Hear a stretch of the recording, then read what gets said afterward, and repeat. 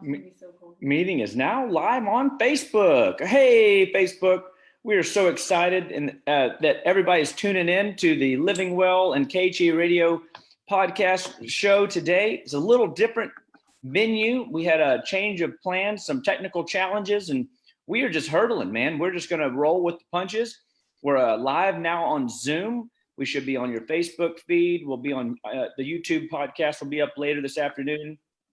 And wherever you're tuning in from, we hope that you will give us a shout out of where you're tuning in from. We're going to be managing the Zoom stream for questions and answer. We're going to be managing our Facebook feed at KHEA Radio as well. Gardy's here with us as well. Good morning, Gardy. How are you this morning?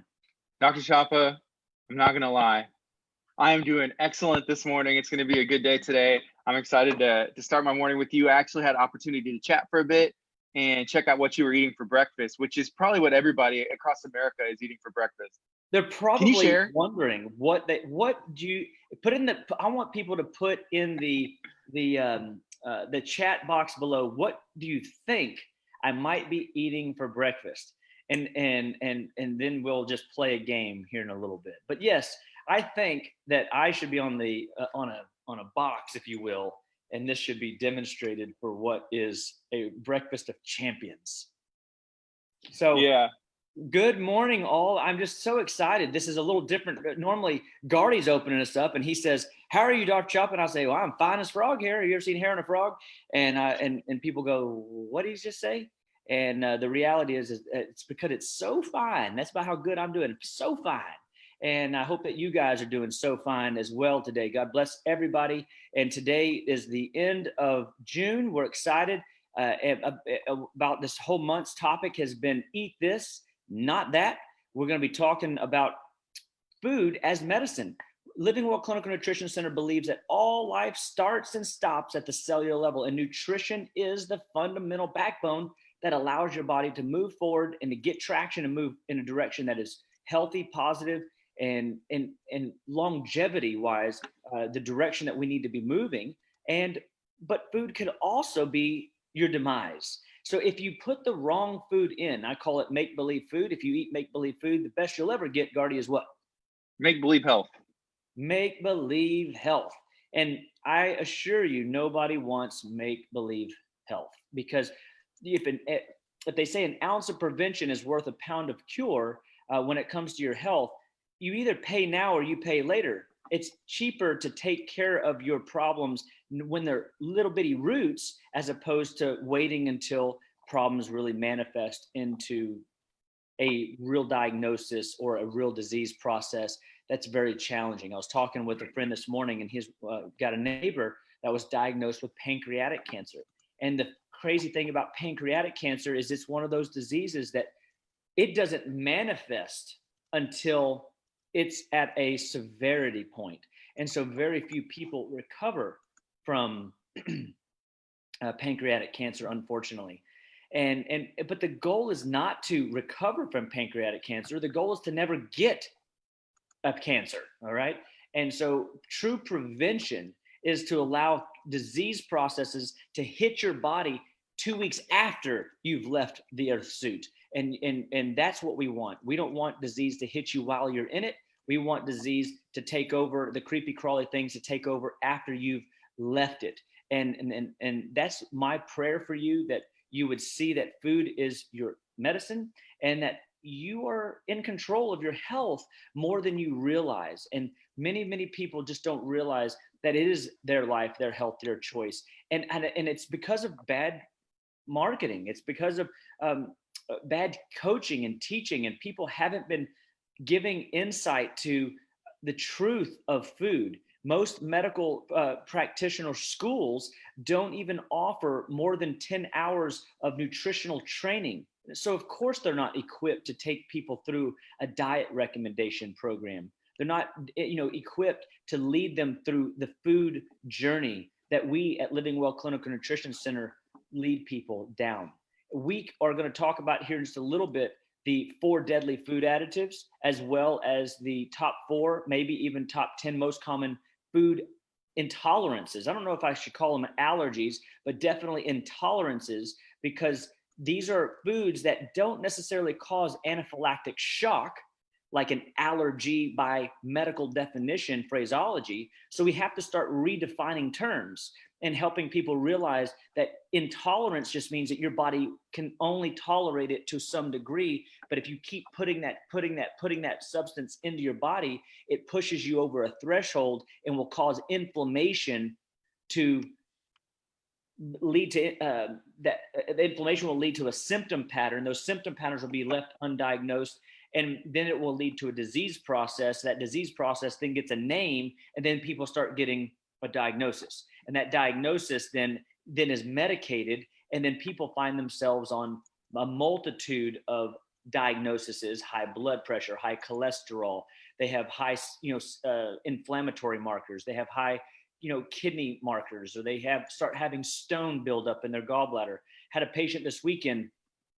I mean, I wish I had the picture of the gallbladder clearing program that the medical people put her on, and you can see the deposits of trash in her bile. And the bile helps the liver produces the bile, stores it in the gallbladder, and if it gets gummed up, it will cause all kinds of digestive challenges, and it will cause malabsorption, where you don't absorb food well, and now you can't heal well because you don't have any nutrition coming in, even if you're eating good. So and it was just amazing to see the layers of fat and the layers of trash in the gallbladder ducts and the bile ducts. And these are things that we can help you with. We can literally emulsify those fats out of the gallbladder, improve bile production from the liver, and make your body perform at a higher propensity for good health, good vibrations, if you will, and your body will be less likely to continue down that inflammatory path. We want to interrupt the cycle that you're on, and food is medicine. So, Gardy, do we have any questions? I'm telling everybody good morning, and I see a lot of people tuning in, but yeah, feel free to ask questions if y'all have anything going on. And I know a lot of people have stuff going on right now. We want to hear about it. This morning is a little bit different than normal, and I'm excited to see how it goes, because this is just opening a new opportunity for us to reach people in a different way. But Dr. Chapa, I have a question. A lot of stuff's going on right now in the world with COVID-19, coronavirus, a lot of testing and stuff. And I had a friend talk to me the other day asking about you and what you would do, what you would say, what are things that you can take. And I told him, I was like, Dr. Chapa has been talking about this for years, literally talking about this for years, not letting stuff build up in your system, so that way your body is equipped to take on things, taking the correct supplements, detoxing, and making sure that your body is set up to be able to take on stuff. And you said it earlier, an ounce of prevention is worth a pound of cure. And can you, I guess, just talk about that for a little bit? Because there is a lot of craziness going on, in the world. Number one, I think that me and a few of the other docs that I follow here in Houston, for example, that we talk with on a regular basis, we all have been saying from the get-go of this COVID experience that we have to strengthen and build the human immune system. People hear that, and then people think that what we're saying is that the COVID virus is not a real thing. And never have we said that it's not real.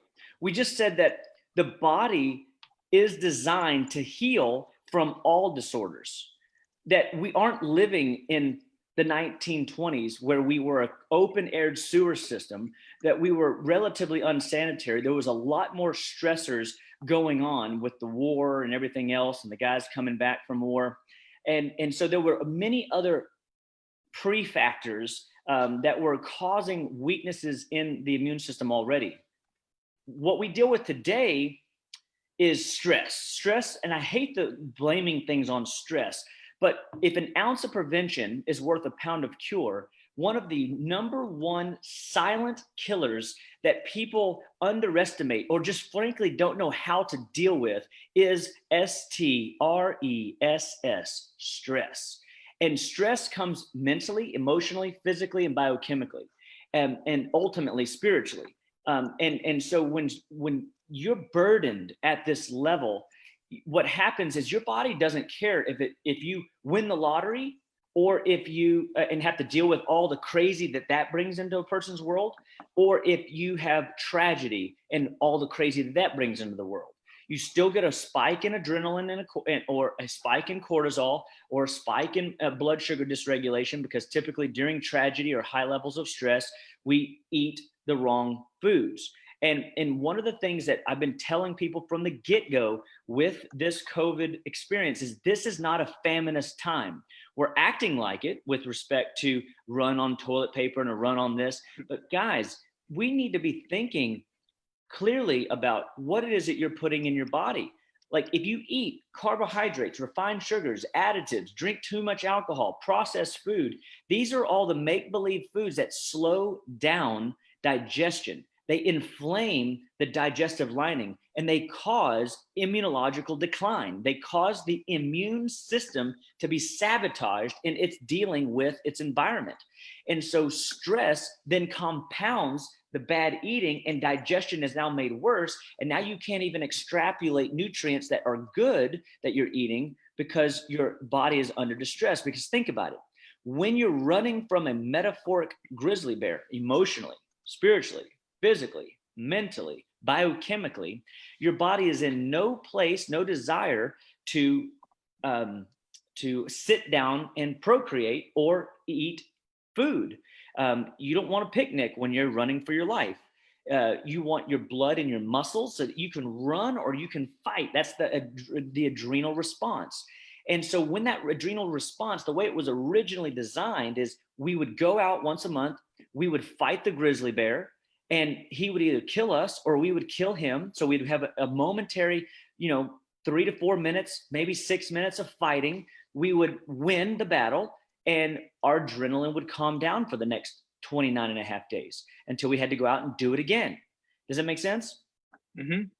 And so the stress in like those types of hunter-gatherer days was very different. In the body has 5 hormones that are designed to raise blood sugar. We have 1 hormone designed to lower blood sugar.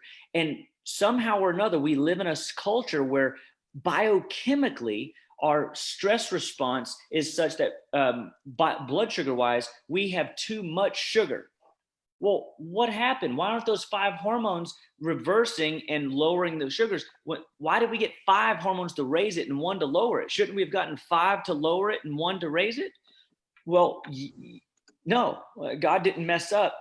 We are eating food that is causing an imbalance. And when you eat, say, for example, a can of soda or a cookie, and you mix those together in your body, it can paralyze. And I use that word very, very, like I want to just take a moment, paralyze your immune system for up to 8 hours.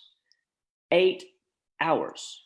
That is a lot of your day. Hello, and so guess what? If your immune system is taxed at that level, and then you compound that with a job stress, a financial stress, a worry about where you're going to get your next meal stress, a worry about your family's safety stress, a worry about what your friends are doing next door stress, and all these other stresses that people are freaking out over. Now it just is another burden that your immune system is having to deal with. Your adrenal response system is having to deal with. And anytime your adrenaline, your stress response, your cortisol, your chronic stress response, or insulin, your blood sugar hormone response, is taxed, you shut off your metabolism very quickly. So we should be able to lose weight faster than we're gaining weight, but yet people's waistlines are getting thicker and people's belly fat is getting heavier, which is really sad to see. But the truth is that is a testament of what you're biochemically dealing with and your body's inability to keep up with its stress response.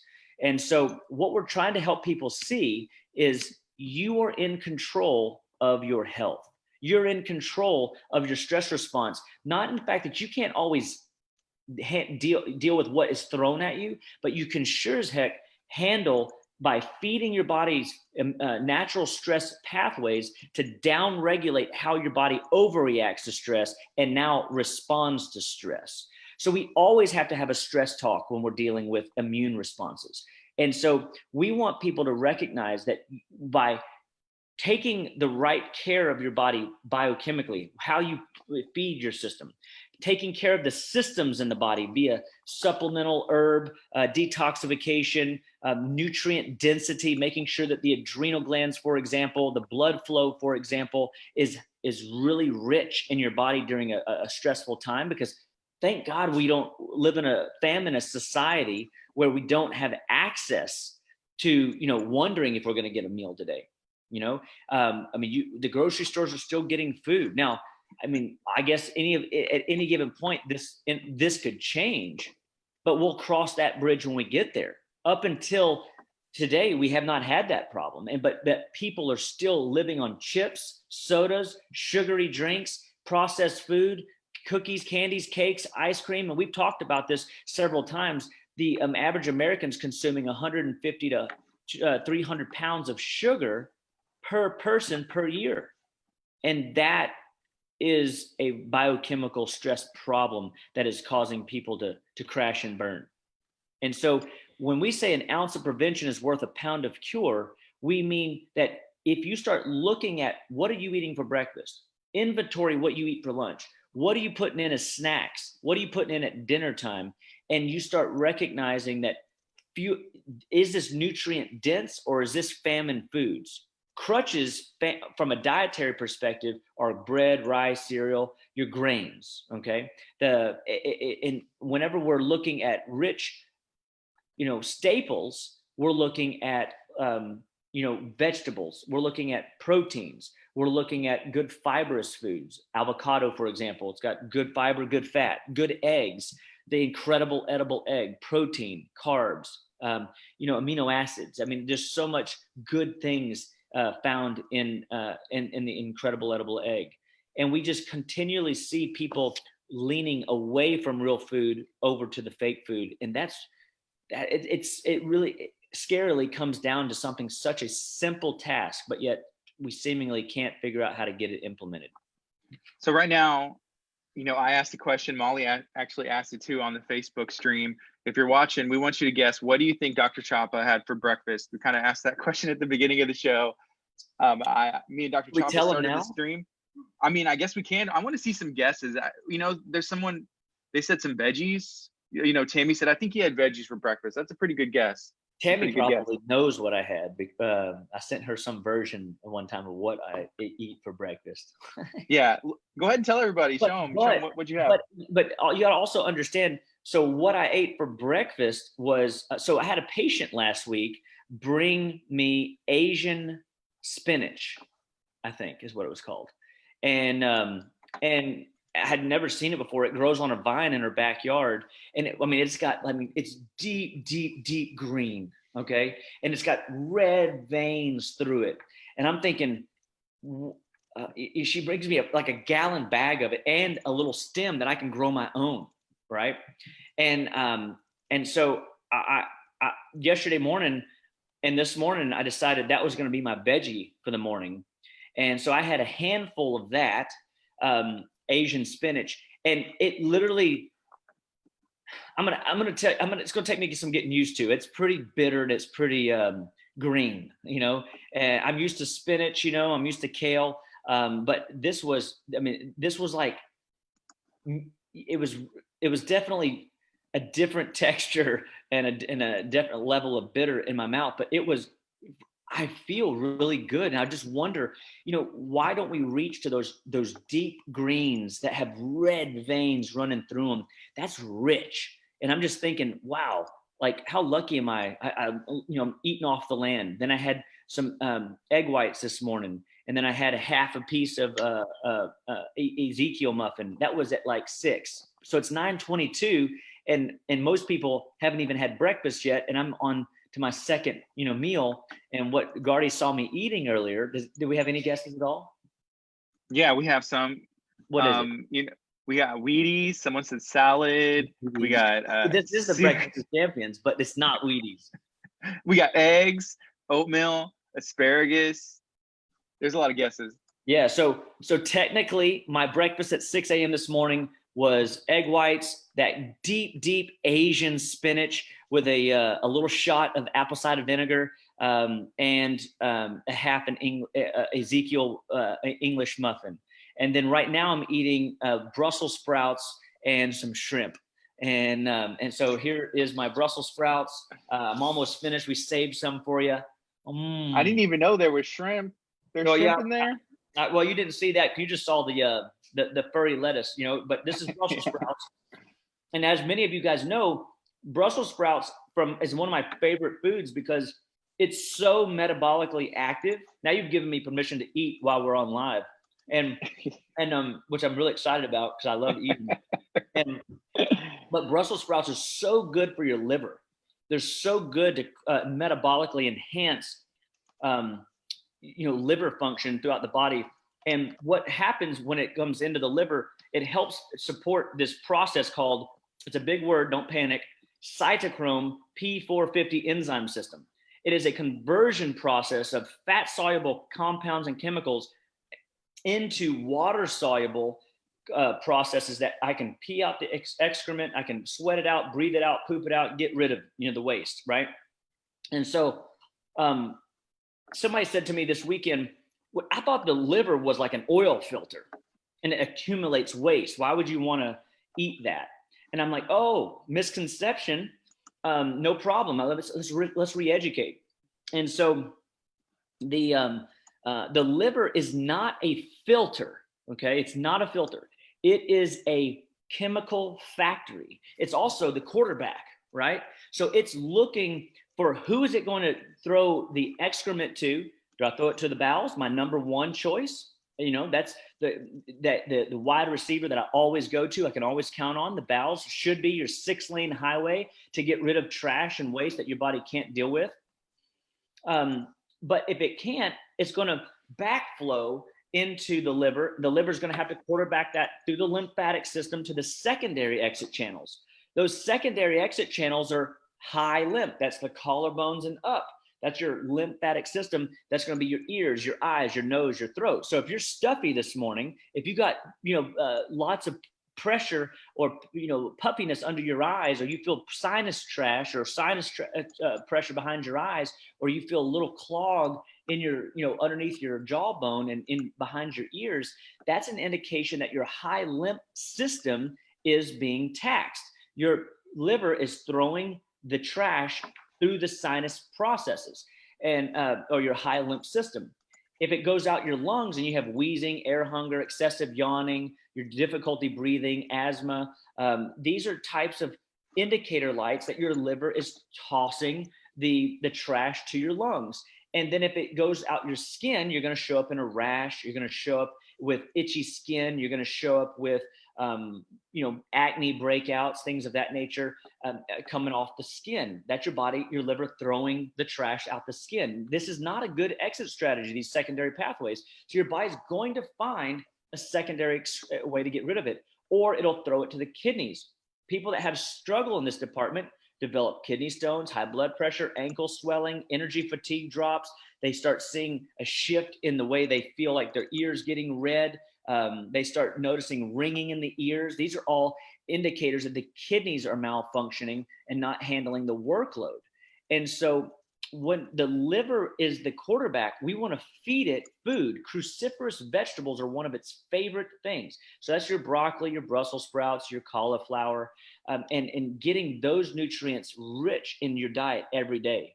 Like and asparagus, for example, it's a good green. It has more of an impact, though, and I truly do believe it impacts all tissue, but it has more of an impact on your kidneys and flushing trash through your kidney system. So again, recognizing that food is medicine, recognizing that certain foods affect certain organs more effectively, and knowing that the liver's the quarterback, we better be eating a ton of the foods that support that. So we use a product called SP Green Food, Cruciferous Complete, the Greens 8000.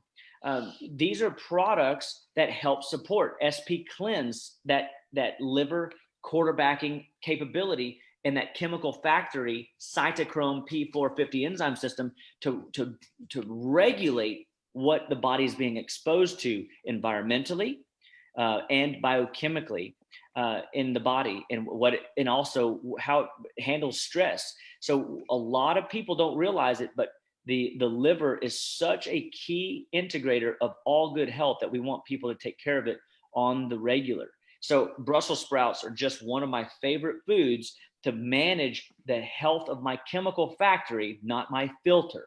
So when you're eating liver, for example, make sure the cow's healthy, because the healthier the cow, the healthier its factory. You can enhance your own factory. And that's the blueprint. So we do a lot of stuff with organ system repair in our office, where we'll rebuild livers, and your liver can be destroyed. 3/4 of the liver could be destroyed and never show up on a blood panel. But yet you can cut out 3/4 and it'll regenerate itself. How powerful is that? So you got to make sure you have the nutrient density to allow the system to be able to course correct accordingly. Dr. Chapa, there was a question. Somebody wanted to know. This is Tammy. She said, "Why egg whites instead of the whole egg?" So I'm just in a little stage in my life right now where I'm just challenging my metabolism. And so I've decreased some of the fat load that I have been, everybody knows I'm very much into paleo and keto and things of that nature. And I use diets as tools. And what I've come to realize that a lot of people don't realize is, when you're broken metabolically, you use keto or paleo to reset your metabolism. When you're functioning healthy, you can then tinker with other aspects of the diet and play with your protein macros and your fat macros. And I'm always going to be lower carb. So the paleo low carb living, or the one of my favorite books, The Art and Science of Low Carb Living, that I proposed when I was doing my book chat a few weeks ago. The Art and Science of Low Carb Living teaches us how the brain and the body operate better on fiber, protein, and fats, and carbs we don't really need a lot of. So I'm just in a stage where I'm just lowering a little bit of my fat macros, and so nothing against the egg yolk. The yolk is where a lot of the nutrients are. It's good for your brain. It's good. I would definitely not recommend it, for kids to be just on egg whites. I want them getting those hormone cholesterol building properties. Without cholesterol, you can't make hormones, for example. And so one of the things that I'm just doing, I'm tinkering with my metabolism, and I'm now not resetting my metabolism. I'm driving my metabolism, because I'm not broken. We're all broken, but my point is my body's really firing all its cylinders, and so I'm able to put it into overdrive and really maximize my engine, as opposed to having to sit back and just grind on blueprinting and how to reconstruct and do what the chemical plants call a turnaround. I'm not in a turnaround right now. I'm at full capacity, blown and going, and so I have the ability to tinker with the diet a little differently. Here's another comment. This is from Randy. It says, "Testimony, Chopster got me off of sugar 2 years ago due to my prostate cancer, lost 62 pounds. Thank you, Chop." That's really cool. And that is a testimony. Thank you, Randy. God bless you, my good man. And praying for you as well. The game is this: sugar really is a controlled substance, and it's not even a food. It's not even in the top 10 most common food allergens. It's on the chemical side of the playing field. And so it not being a real food, let's talk about the 4 deadly food additives. And you're going to be shocked, because sugar is not even in the top 4 most common deadly foods additives. Do you understand? Like, this is how it should be, but these other ones are even worse. And so first and foremost, we look at monosodium glutamate. We are killing off neurons in your brain. We are killing off the synaptic ability to communicate a message from point A to point B when we put in artificial salts and spices that have monosodium glutamate. It is not your friend. It will cause headaches. It can cause migraines. It can cause high blood pressure. It can cause a denaturing of the cell membrane. It can cause, I'm not going to say it causes dementia, but in a sense, it does over time, right? When left untreated or undiagnosed, or people don't realize, it's in every spice you're probably putting on your food. If you eat out, it's in every spice they cook with at a restaurant. And this is a sad truth, but how else do they make guarantees that you can't eat just one? How do you think they get you to come back and eat their food over and over and over again? Because it's chemically designed for you to never lose that desire for that spark in your taste buds. And remember, nothing below your taste buds want it. Nothing below your taste buds want any of the 4 deadly food additives and or sugar. And so when we look at monosodium glutamate, MSG, we know that there's going to be ADD symptoms, ADHD. We're going to see the opposition defiance syndrome. We're going to behavioral shifts. We're going to even see temper tantrums where people just are short fused. And this can be in adults too. You know, I've been around people that, have anger management issues. If you got anger management issues, it could be the food additives that are coming in. And so it is so mind-boggling to me that this is obvious and has been proven scientifically, but yet it's still in darn near every spice that people are putting on their food, and we don't realize it's killing us. Number one, monosodium glutamate. The second one of the 4 deadly food additives is high fructose corn syrup. And this is almost a guarantee to be consumed in everybody's meal plan every day in some way, shape, and form. You don't even realize it unless you're looking for it, but it's typically the first, second, or third ingredient. And typically when you see high fructose corn syrup, or the new word crystalline fructose, when you see these hidden names of high fructose corn syrup or crystalline fructose, there's typically other sugars added to the product as well. It's like, it's not enough of a processed sugar. We've got to throw in some extra sugars too, because of how to balance out its chemical makeup. Again, it's not a real food. So when you see MSG, monosodium glutamate, or when you see high fructose corn syrup or crystalline fructose and these other sugars, you know that they're having to add all these extra sugars to the diet or to that food in order to get it to even taste worth a dang. Otherwise, it would taste like cardboard and you're not going to eat it. You know what I mean? And so high fructose corn syrup literally is a poison that will derail liver function. We just talked about how valuable, protective, and quarterback the liver is in that cytochrome P450 enzyme system to manage your chemical factory. Without a healthy liver, you're in trouble. Well, high fructose corn syrup, crystalline fructose is one of the #1 ways to clog up your liver. And so I encourage people, pay attention to the food label. Turn that package around. Teach your kids to turn that around. Look for MSG or monosodium glutamate. Look for the high fructose corn syrup or crystalline fructose, or bring in 5 or 6 foods and let us teach you how to read a food label. We'll teach you how to determine if it's synthetic, meaning man-made processed food. Typically, you can always just assume that if it's in a package, it's been processed, right? But there are foods out there that are processed that don't have these things in there that are better options. And they do bail us out in moments where we need a quick fix. But remember, when you get into these substances, you're better off skipping that meal if that's all you have access to. And every fast food joint you go to has high fructose corn syrup in their drinks. They have high fructose corn syrup in their sauces. They have high fructose or crystalline fructose in their dressings.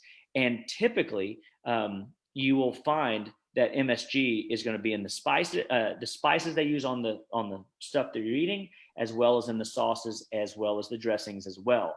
So it's very difficult to get away from this stuff if you're eating at any other restaurant than your own home. Dr. Chapa, I think it's weird that a lot of places will have it posted like no MSG added, no MSG, that they have to brag about it, that, hey, there's no MSG in here. So it's like, oh, okay.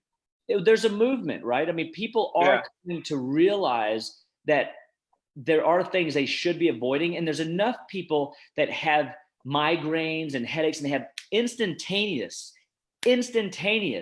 neurological decline whenever exposed to these poisons. And the more people that have these responses are now becoming aware of these challenges. And guess what? It's obvious to them that it's time to start evaluating what they're doing. It's your life, your health, your choice. You've got to start recognizing, where are these problems coming from? Don't assume that you're broken and that you can't be fixed and that you've got, this problem or that problem. Like, assume that it's something that you can address. Assume that it's something that you're maybe even doing. We've got to look in the mirror and take responsibility of our own health. And when you're looking at those food labels, man, and especially if you're eating out, the third, food additive that people need to be avoiding is partially hydrogenated oil. And people don't realize, this could be partially hydrogenated cottonseed oil. This could be margarine. This could be shortenings.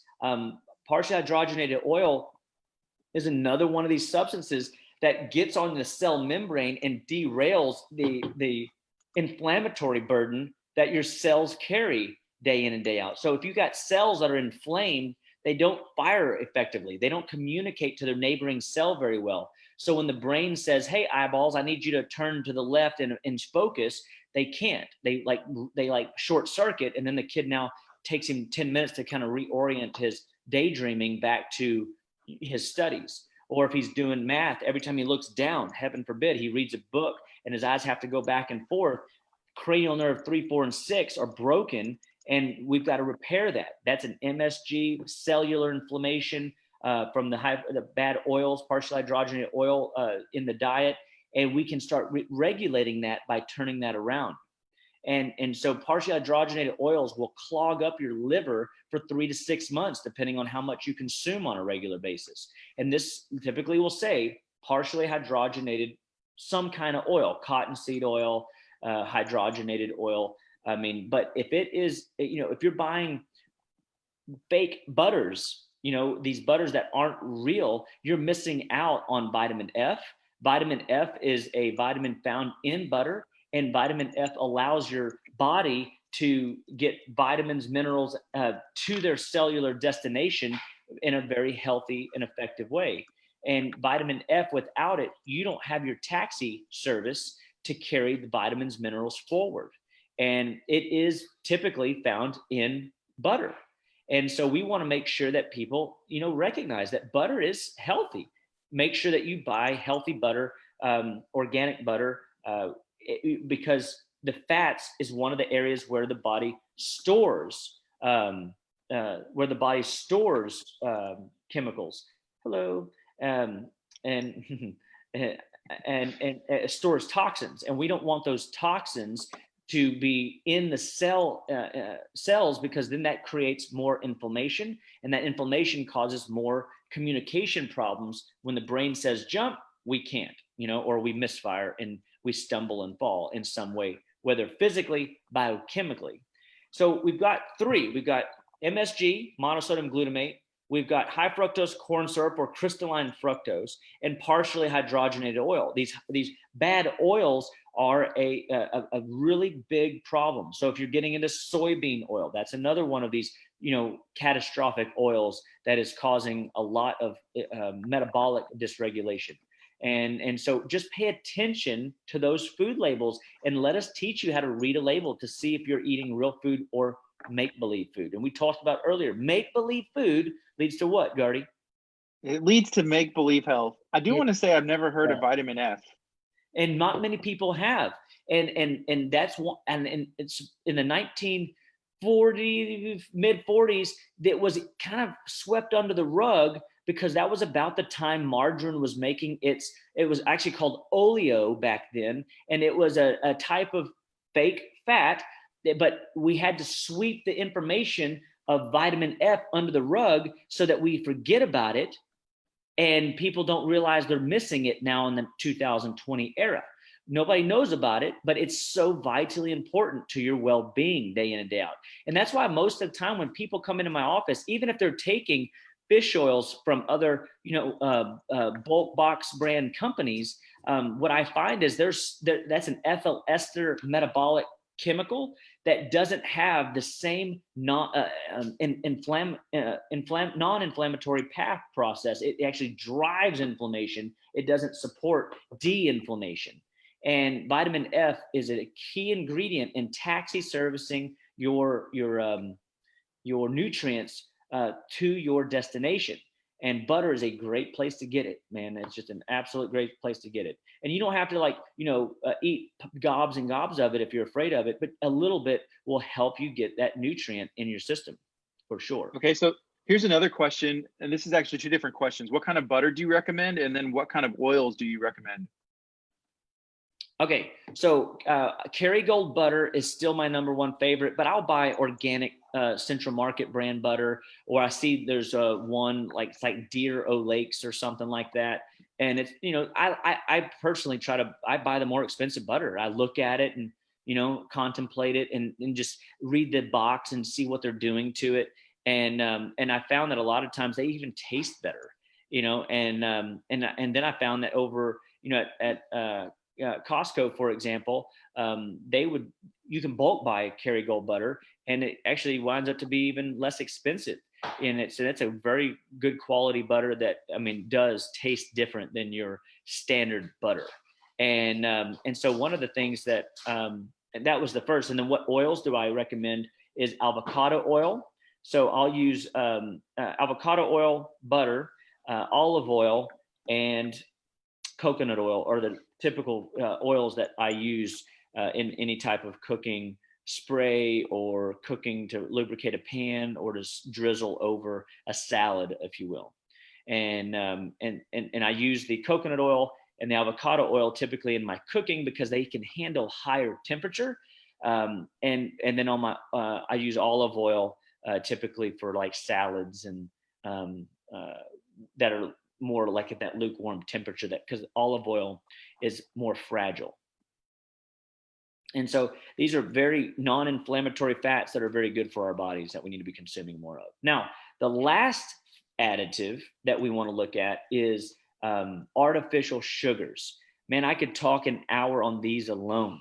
This is going to be this will be aspartame, okay, the blue packets. This will be sucralose, the yellow packets. This will be saccharin, the pink packets. And so when you look at these deadly sugars on your table and your kids are sprinkling it in, or you're sprinkling it into your drink, recognize that these are the things that are literally causing a synaptic decline in your brain. So when you're complaining that you can't remember well, that you can't read well, you can't focus well, you can't think well, or you're having symptom patterns like a headache, guess what? You will find that you are probably getting into any of these types of sugars or the 4 deadly food additives as a whole coming in some capacity. And you don't realize if you get into a little bit on Monday and a little bit on Tuesday and a little bit on Wednesday, your whole week is now contaminated and derailed. And yes, your chemical factory should be able to handle it. But when you do this 7 days a week, 31 days a month, year after year, you have what's called bioaccumulated waste buildup. Your body, just like you get overwhelmed with mail and paperwork and emails and workload in your physical productivity life, your body gets overwhelmed with chemical bioaccumulated buildup. We've got to recognize that the body just needs a vacation as well. And so we want to try to get people to recognize the value of giving the digestive tract a break and or a vacation or a permanent fix in removing these 4 deadly food additives from your diet. And then the last 5th bonus chemical that we've got to get out of our diet is sugar.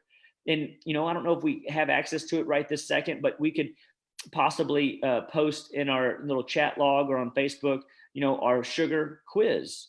And on one side, it's a quiz to see how addicted to sugar you are, which is always fun to kind of do some assessment. But then to look at the 146 different ways that sugar can influence and ruin your health. I think there's only 132 on the list because I couldn't squeeze any more on the page with all the margins gone. There's so many ways that sugar can ruin your health metabolically, cardiovascularly, neurologically, immunologically, in your thyroid, in the digestive tract, your blood capacity, your kidney function. This stuff literally glycates or it crystallizes in the blood and thickens the blood. It's like little razor blades that cut the arterial lining and starts to inflame it.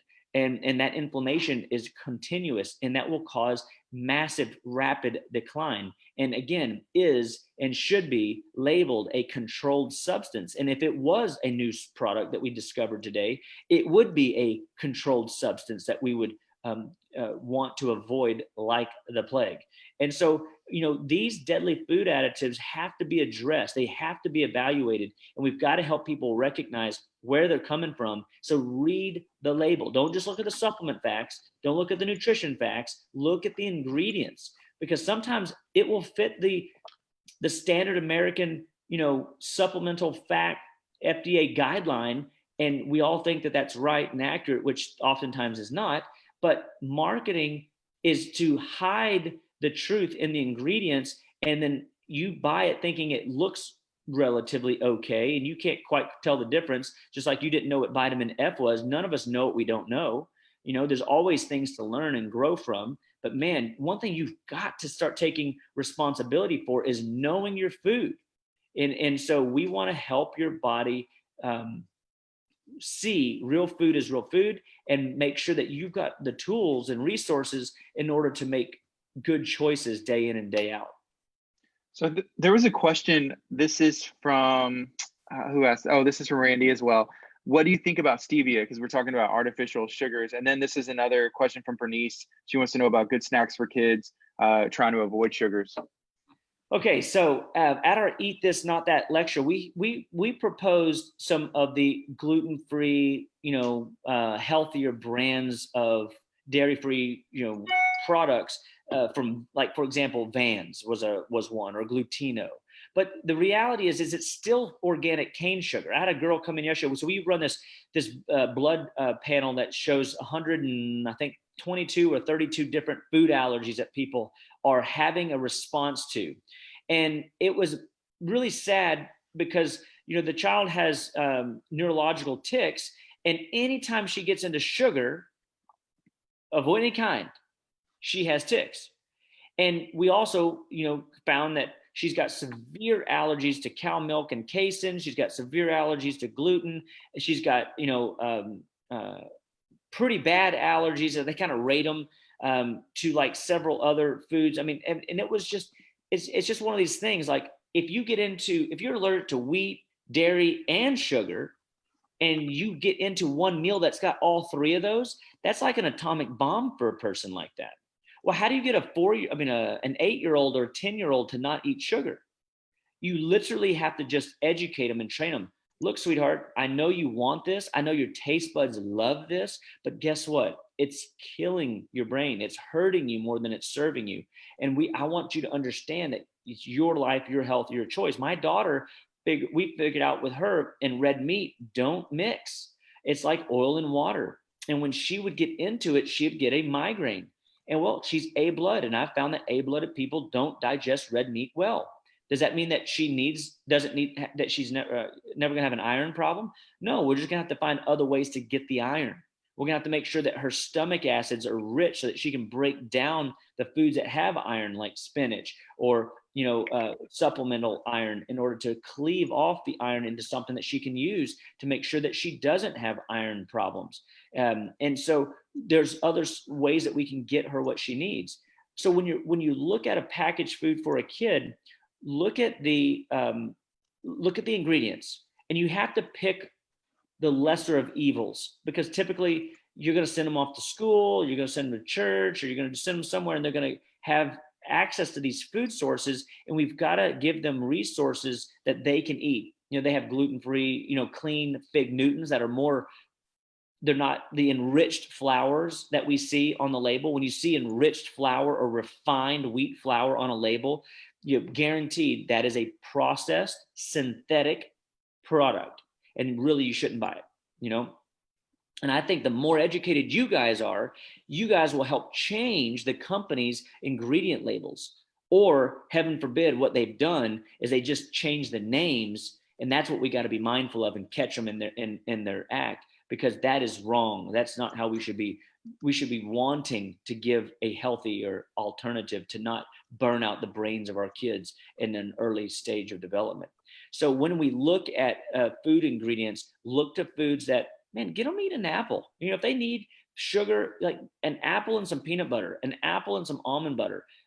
We have flax seed snacks and chia seed snacks and pumpkin seed snacks and watermelon seed and snacks. Like those healthy fats, those fats will curb their appetite. You can, you know, teach them to appreciate other spices other than sugar. You know, when you have to load everything up with sugar, that is contributing to this 5 hormones that raise blood sugar, 1 hormone to lower blood sugar wear out process called diabetes or hypoglycemia or metabolic syndrome. And we can interrupt that process in our children today, right now, by eliminating this need for continual stimulation of the sweet palate. And so we give our kids packaged foods, but we like seaweed snacks.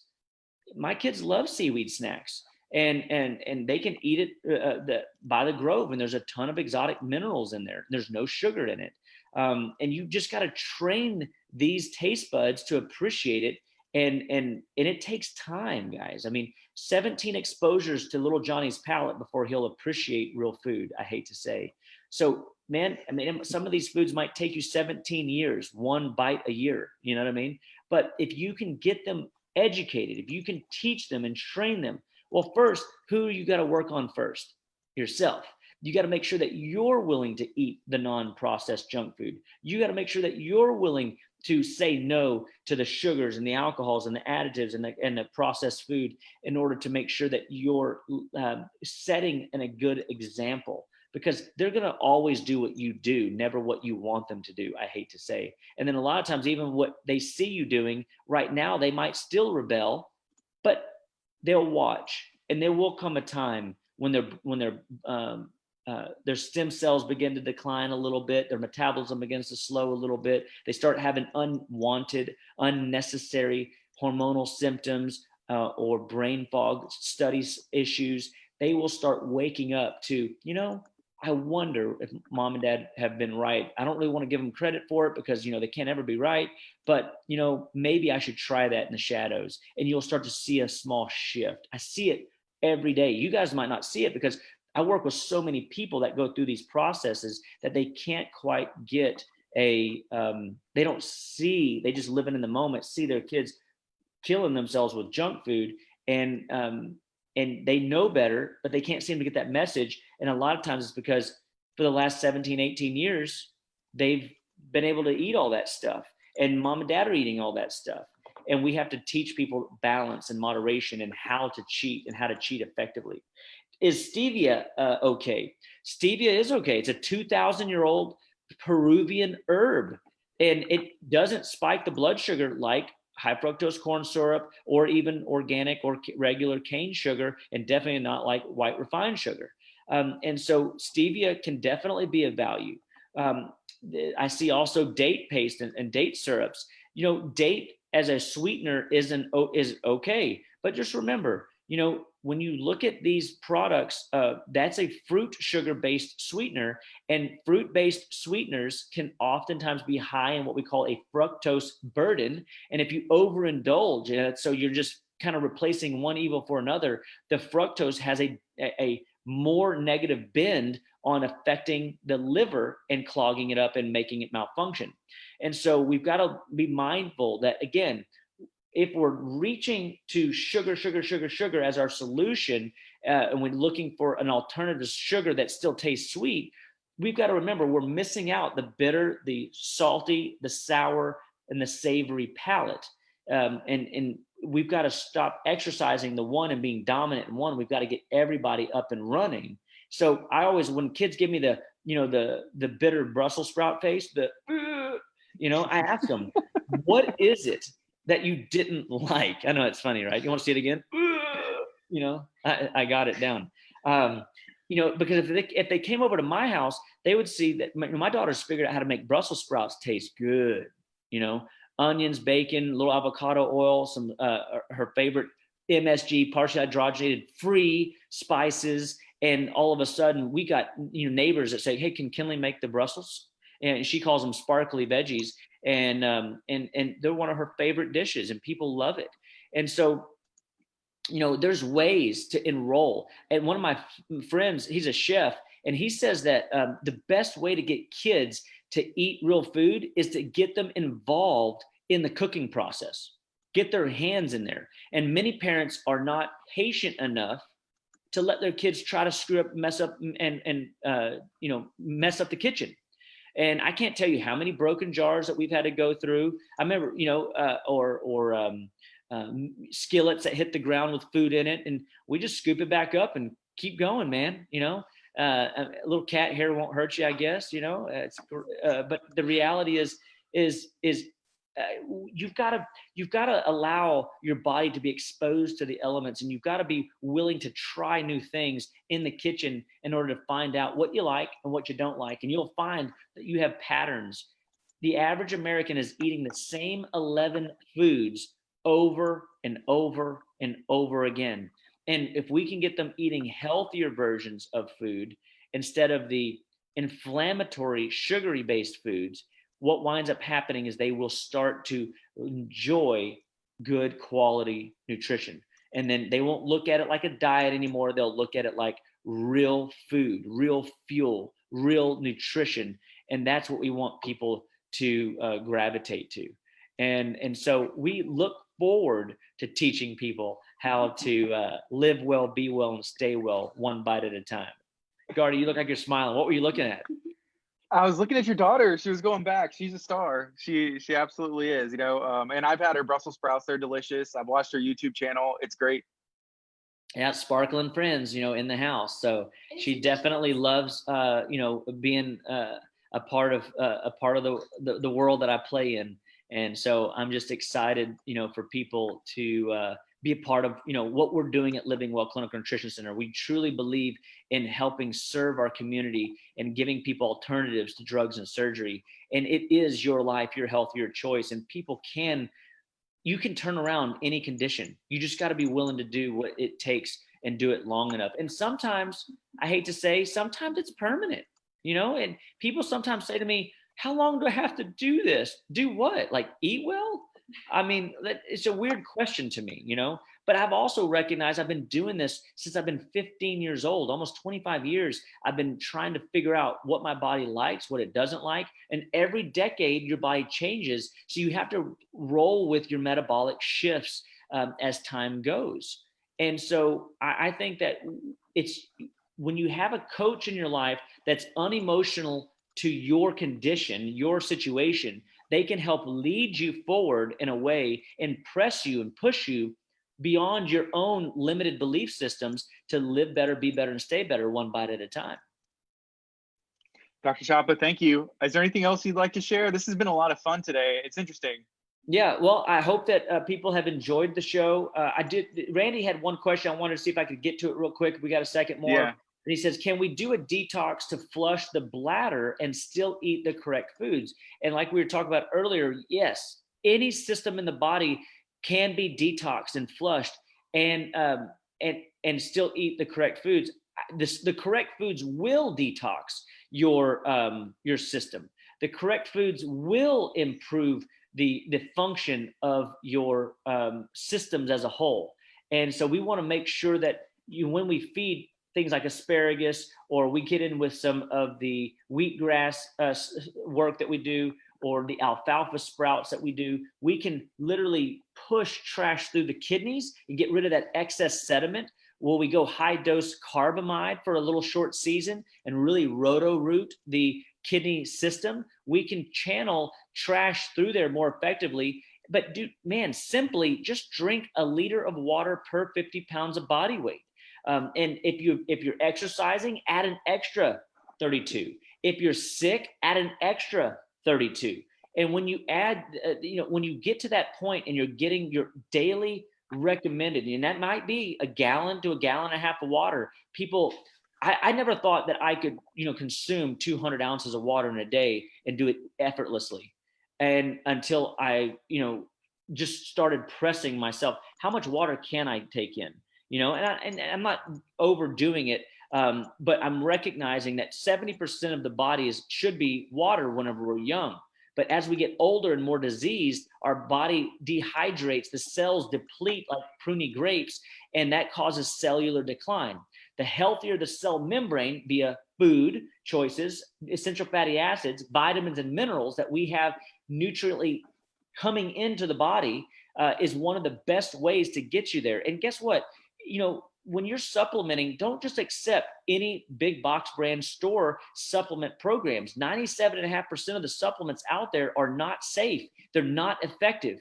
At Living Well, I vetted out every one of the companies I use to be the 2.5% of nutrients that will serve you, that will do exactly what you read about in the research. And it's not propaganda and not good marketing. It's the facts, it's nutritional practiced, time-tested results that give people insights to living better, being better, and staying better. And we want you taking the best nutrients, and we give all of our patients a discount on our products so that you can make it easier to afford, because we don't want you having to wonder if the type of ashwagandha you're getting is the one that's real and going to help your adrenal glands, or finding out what type of nutrients you need to rebuild your gut lining or to detox your kidneys. We can help you with all of those questions, and you can rest assured you're going to get exactly the plan that we want to build for you. So with that being said, it was fun, Gardy. I enjoyed it thoroughly. I'm so glad to be a part of KHEA and what they're doing. I'm proud of the work Living Well Clinical Nutrition Center is doing and our staff. We love all of you guys. We just want you to share, like, and be a part of what we're doing each and every week, whether we're in the radio or on this telepodcast. So we're just blessed and highly favored with the Lord Jesus at our side.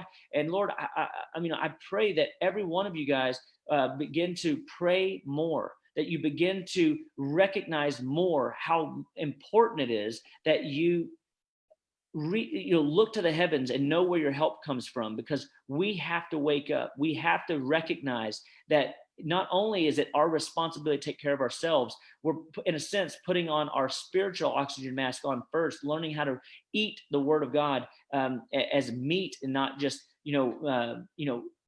the milk, so to speak. We've got to mature, especially in this season, and we've got to unite people together. We've got to wake up people spiritually together so that we can. And that comes through how you feel. If you feel terrible all the time and your symptoms, your body will literally, self-destruct, and then you won't be an impactful force for your family. Then you won't be an impactful force for your, social circle or whatever next is on God's radar for you to do. He's put a vision out there. Are you going to accept it? And are you going to walk in your best version of you? We want to help you become the best version of you. We want your body to last. We want you to feel great, live great, be great, one bite at a time. And we truly want to be a part of your world. So we pray and ask that you let us be a part of your Living Well health team. Living Well Clinical Nutrition Center is right here in League City, Texas. And we are, our phone number is 281-554-8600. And our website is justlivewell.com. So tune in every week from 9 to 10. And we'll see you guys next week. See you later, pal. Adios, amigo.